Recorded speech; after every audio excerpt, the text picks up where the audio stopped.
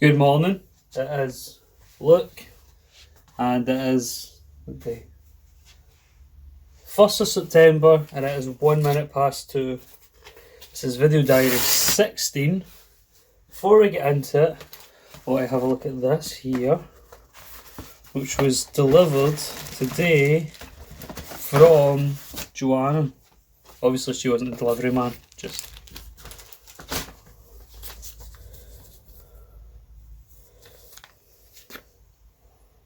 Let's get shredded, bro.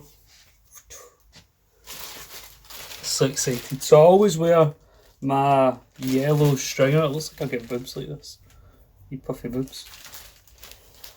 Anyway, so I always wear my yellow stringer, and it's a Gold's Gym one. So I was considering getting a new one, and Joanna was like, let me surprise you with one. So this is from her.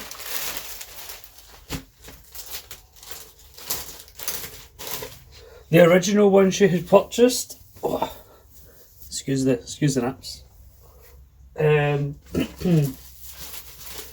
Colour didn't get delivered and it ran out of stock or something. So she got a new one, which I think actually looks cool.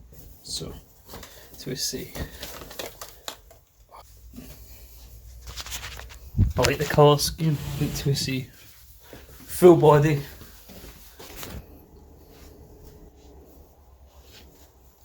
That's cool. Smart. I initially thought it was a bit tight there as soon as I put it on, but it seems to fit perfectly.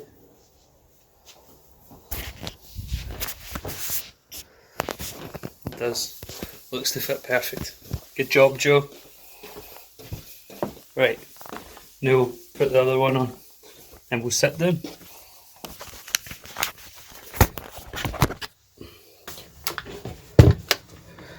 Right, there we go. That's us sorted now. So, good morning. How are you? I'm good. Thanks.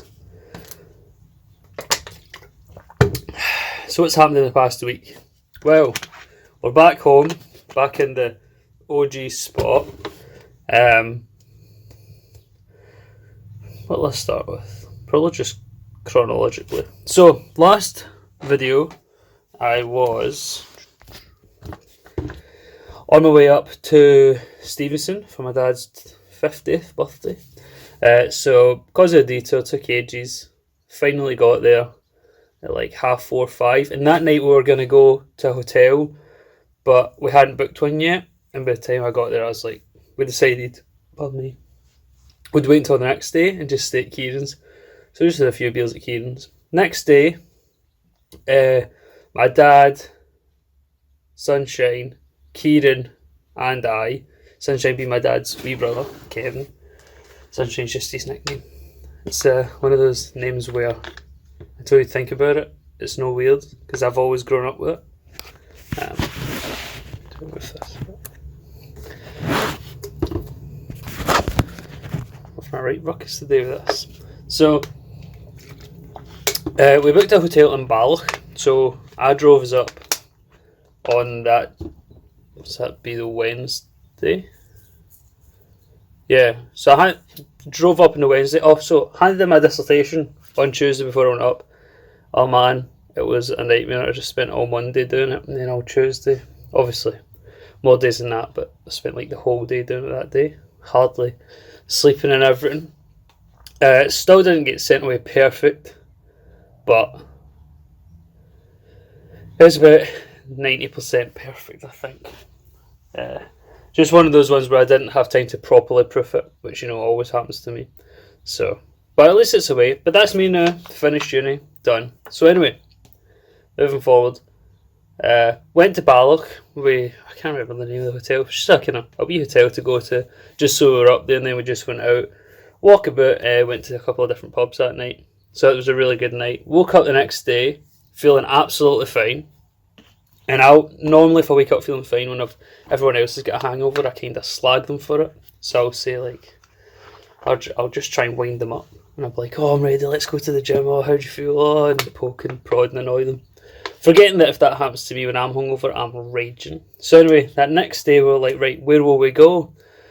And we were looking about and we couldn't find anywhere that was like a decent price because we didn't want to pay too much. We just wanted to go away and have like a nice time away, like a lovely hotel or anything, just like to get away.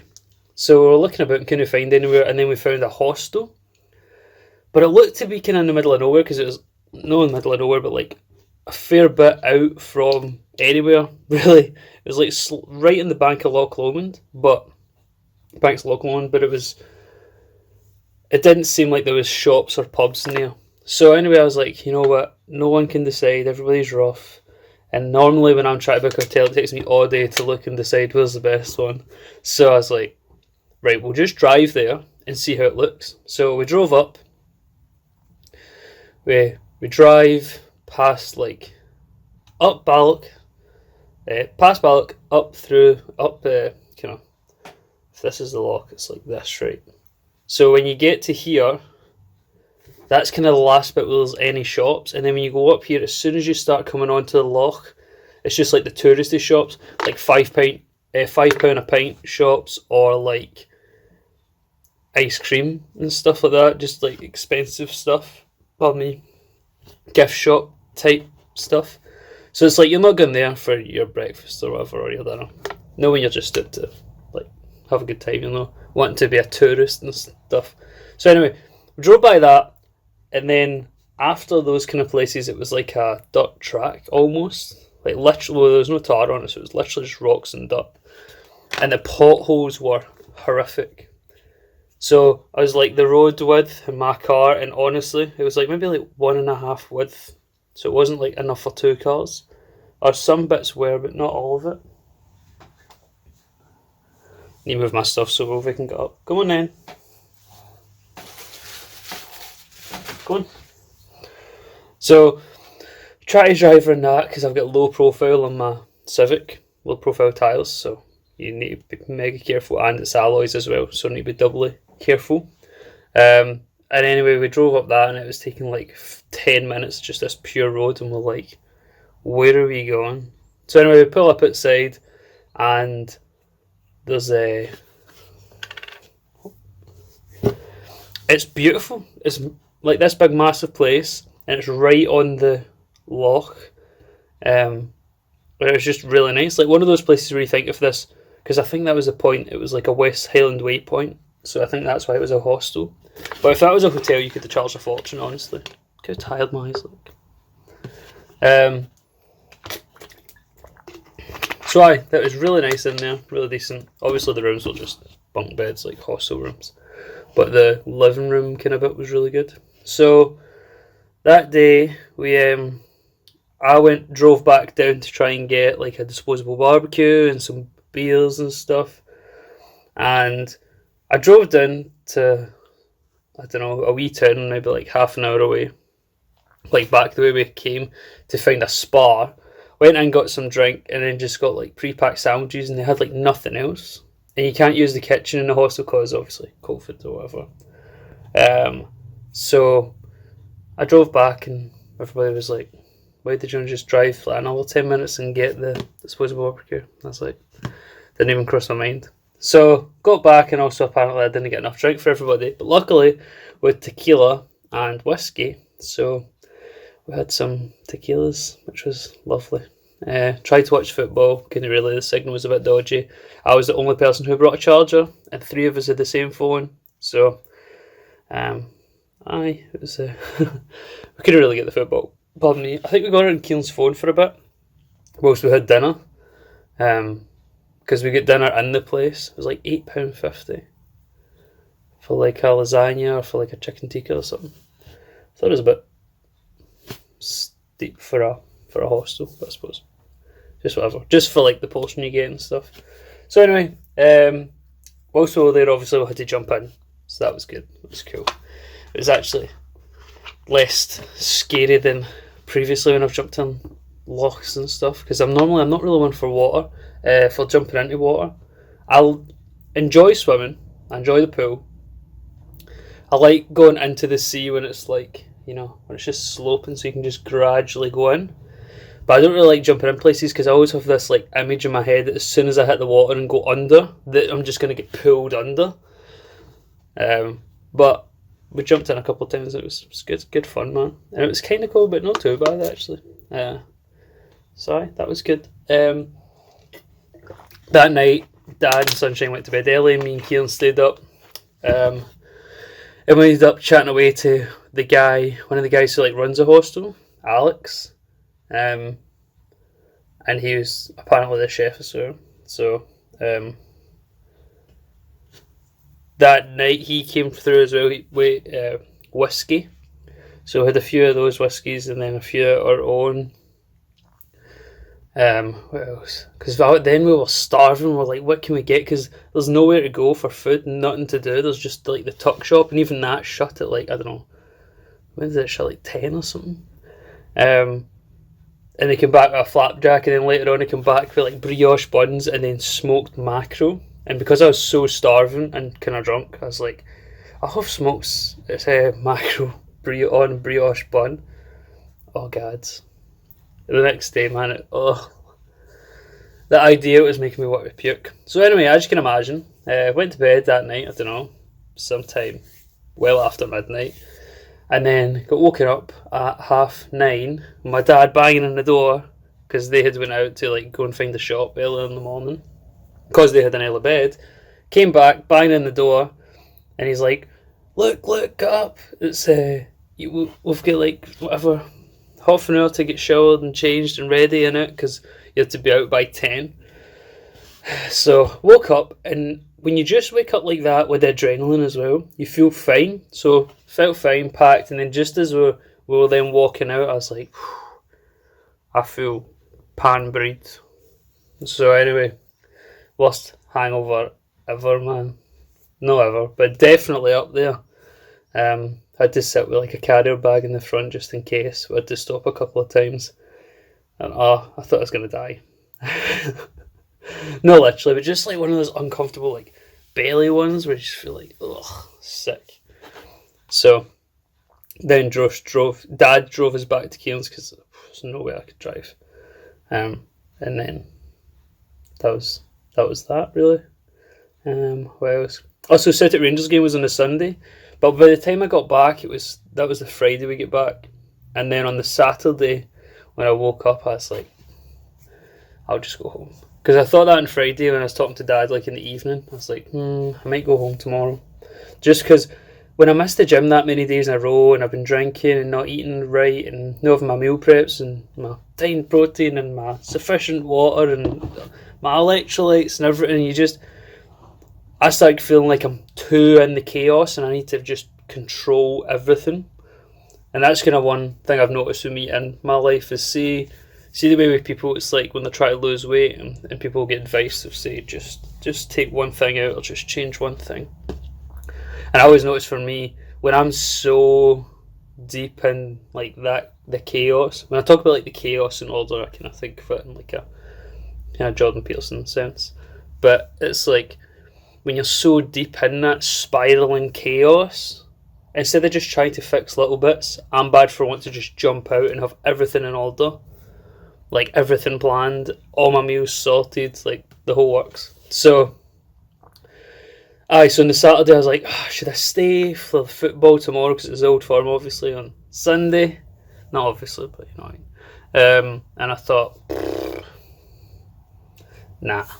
Pardon me, I'm not going to waste a day or 2 days, basically 3 days, just to see the Old Firm. So like I don't want to stay at Kieran's all day Saturday, probably end up having a few beers which I didn't really fancy, then on the Sunday have a drink for the Old Firm, then you'd need to drink all day, then you'd be rough on the Monday, and I just thought, no, I want to go home, gym, get my together. So that's what I done. Drove home, gymmed, and that was it. Next day, watched the Celtic game. Crap.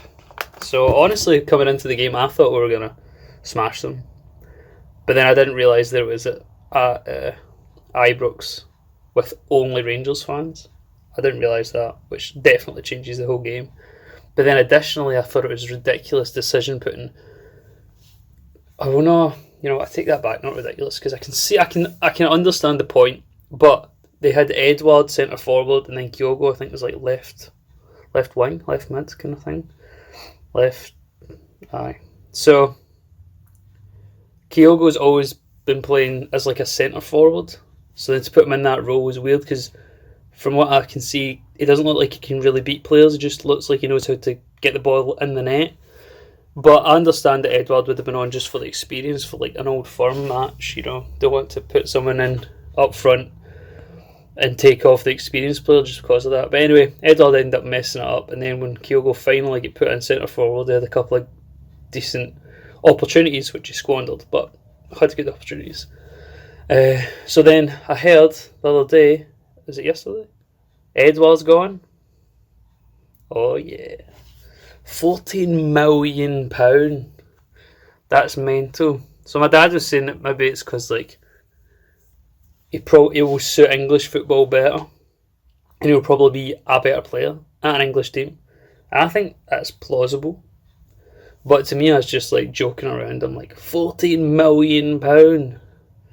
If Crystal Palace got some money they need to launder or something, man, because that is mental. £14 million for Edward.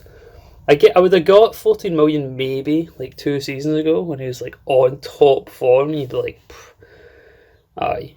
Even then, 40 million, I'm like, what? But now it's a bit mental. But anyway, glad he's gone. That's good. Aye. So, what else now?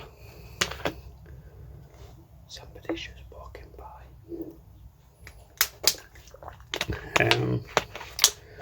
The gym. So, post workout, I've been going to the health suite. Who knew my gym had a health suite? Not me. Even though I've been going there every summer, and then also been going in the Christmas break, I've only ever been to really the gym.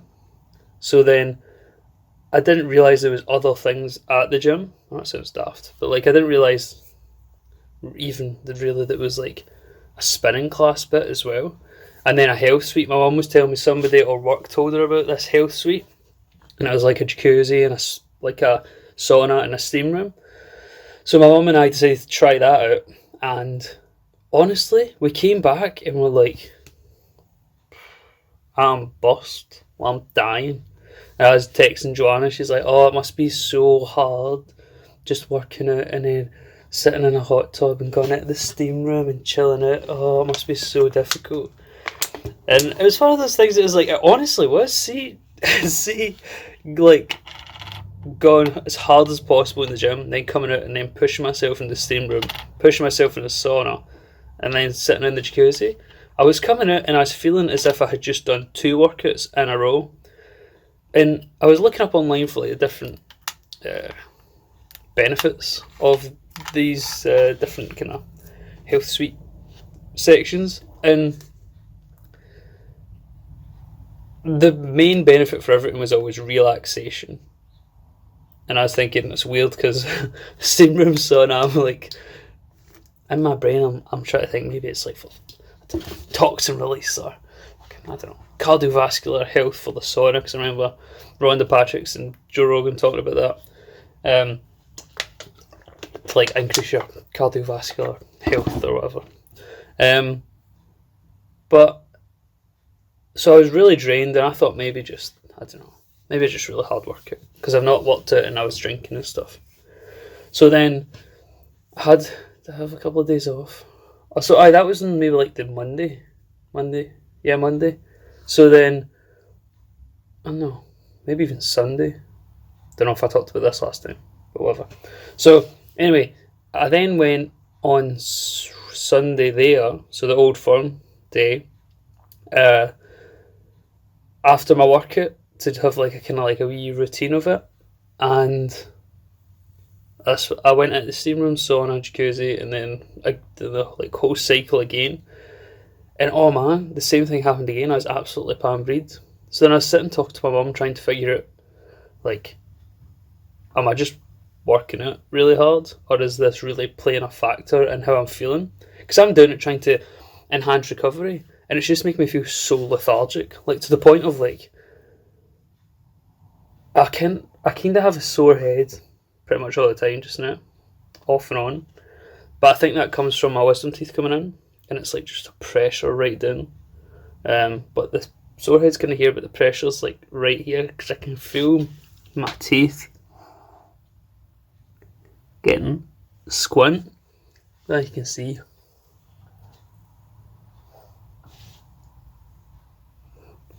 But they used to be completely straight. Like, top one, completely straight 18 months ago. Bottom ones were completely straight maybe like 4 years ago or something. Or they had like a slight bend in one of them, and now they're all just... So I need to book an appointment for that. But anyway, I was thinking that's maybe giving me a sore head also. Don't know, but maybe... That reminds me, it's been 2 hours. I need to take my ibuprofen. Because I can start to feel it already. Not already, I mean it's been constant for like 3 days. So I need to book a dentist appointment. I think I'm going to book up where Joanna is, because she got her appointment really fast, so that's my thinking. So anyway, I kind of had a sore head as well, and I was just so lethargic, because that way I normally wake up and I'm like, cool, boom, let's go, what we doing? Like, I need to get productive. Or I'll see things needing done and I'll just be proactively do it. It's like even my room is like a little bit messy now, but not like messy as in it has like a pillow on the floor, a bag on the floor, and a pair of shoes on the floor instead of like in a corner. They're just like spread. Anyway, so it's no messy at all. But what I'm meaning is that normally I'm like really proactive in ensuring that everything's like kept pretty tidy. And the past couple of days I've just been so unbelievably exhausted. Like to the point where see this chair just sitting here, so it's like 2 foot tall, not even like a foot and a half max, and because my desk is here, so my desk is like here, and my desk, bed, and the chair sits exactly there, so there's like no space to squeeze round to go round. You have to go over the chair to then get up to like the top of my bed. It's like say if I was plugging my phone charger in, and see just the act of lifting my leg up to go over here, I'm like, do I want to go over it that much? Nah. And I just want to lie down all the time. I feel I can't be bothered walking. So anyway, I was talking to my mum, and we're thinking maybe I've just been like major dehydrated because of this, and the sauna's just mega taking it out of us. Because she was saying she felt like almost exactly the same. It's so bad. I actually thought I had coronavirus yesterday, and done a test before the gym because I had that same headache and fatigue that I had the first day. That I had COVID. So like the day that I tested positive in the evening. So I'm gonna maybe do the steam rooms and saunas and stuff. We'll see. I think today I'll maybe do the jacuzzi straight after, and then we'll see how we feel tomorrow and take it from there. Because I don't want to do all 3 again and be dying. Because yesterday I didn't do any sauna steam room stuff, and I'd stayed off any central nervous system heavy workout. So it was supposed to be like a push day, which isn't necessarily central nervous system heavy, but I mean when you're incline pressing and shoulder pressing barbells, I feel it zaps a bit out of me. So even for that, I mean that zaps out the least. So obviously it's like legs and then back, and then that goes back into rack pulls or whatever. But I just noticed that it definitely does zap a bit out of me, and I thought to myself, I don't want to do that. So I just done arms yesterday, try to get the arm gains up because they're tiny. Try to match them to like the width of my shoulders and the width of my back. We'll see how it goes. We're trying, man, we're trying. So, anyway, so I think that's been hindering our performance. So, I don't really know why. The only thing I can think is possibly dehydration, but I was still getting like 2 litres of water in a day. But I suppose maybe I was sweating out like an extra, I don't know, half a litre to a litre. But aye, so we'll see how that goes, but that was a bit weird. Last thing that I'll probably talk about, that I wanted to talk about, is my new job. So previously I didn't want to talk about my new job because you always see YouTubers and they won't tell you where they work. They'll just say like, say they work at Deloitte. They'll be like, oh, I work for a big 4 firm. And I think it's to do with like slander or whatever. I can't even think of the words off the top of my head. But you know what I mean? It's like, it's in case you bring a bad reputation back to the workplace. Or in case you say something about your work and then they found out that we should have said it. So I don't know, but I'm thinking about this way too much. I should just say where it is. Like, what's the point in not saying it? So after all my applications and everything, it's just a brief overview. I got accepted into Engage ESM, which is a sub-company of Atos, as a consultant, a consultant. So a technical consultant, that's it. So then I was mega buzzing for that, buzzing to move to London, and then I had an interview for a company as a software engineer, and my thought process was I could get a year even under my belt at this. Oh, for God's sake, there's a fly.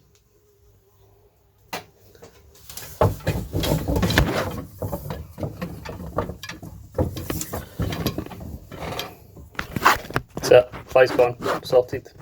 Oh, there we go. So I thought if I go to this company, which I perceive as more beneficial for my future career, and just go in at something that I'm not mega passionate about, but just to get into this company, get my foot in the door. So I applied as a software engineer, passed all the screenings, so then got to like the assessment centre. And at the assessment centre, there was a bunch of folk, and then obviously I done decent at this assessment centre. And when they told me I passed the assessment centre, I then emailed them back and I was like, oh my God, I'm buzzing, basically. And I was like, so I have another job and they have just sent me a contract. I need to sign it and get back to them ASAP. Could you let me know? Oh wait, no. They hadn't get back to you. It says it takes like whatever 2 weeks to get back. And after, I don't know, I can't remember exactly, but they said it would take, say 2 weeks, just for example, 2 weeks to get back to me. And then after a few days or a week, I says to them, I was like, I have someone. Oh, fuck off. I can hear a fly for like actual wings. It's a fucking butterfly or a moth, man. I hate moths.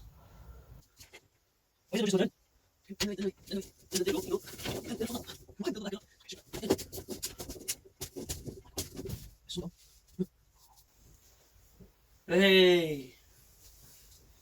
Breaking stuff on. I'm back again. So basically, I messaged him and I was like, can you let me know if I'm through, just because I have this other company waiting with an offer. So I was then driving down to Joanna's just before her birthday, literally the day before her birthday, and they phoned me and they were like, hello, is that Luke? Like, sure is, mate. Say, oh, well, he says you the email, they know when you need it by, and I was like, oh, it's just like ASAP. They says they wouldn't give me a confirmed date, because obviously they're under the impression that I'm going to accept it. So,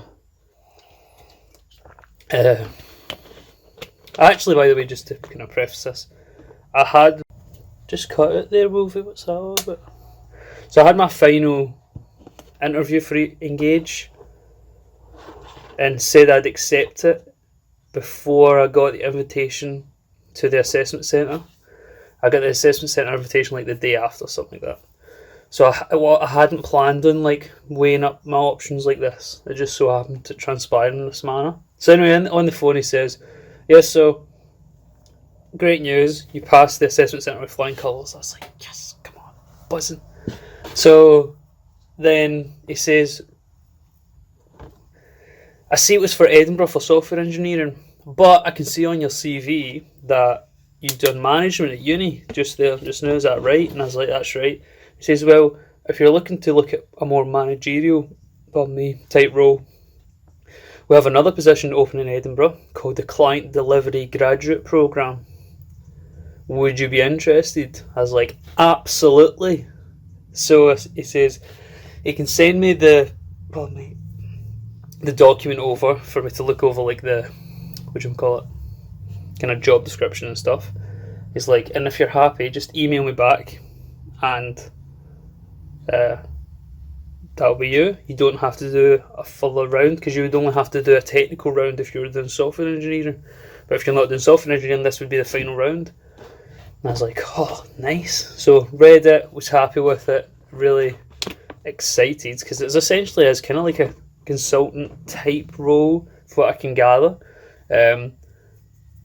So I replied, I think was it that evening or the next morning, to accept it.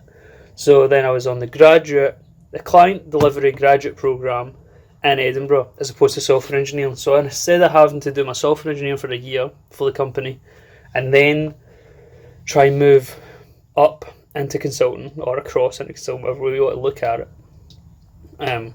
instead of that, I was able to just jump straight in.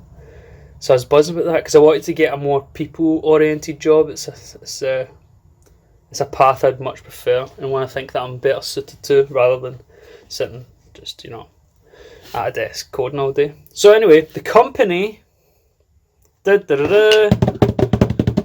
Accenture.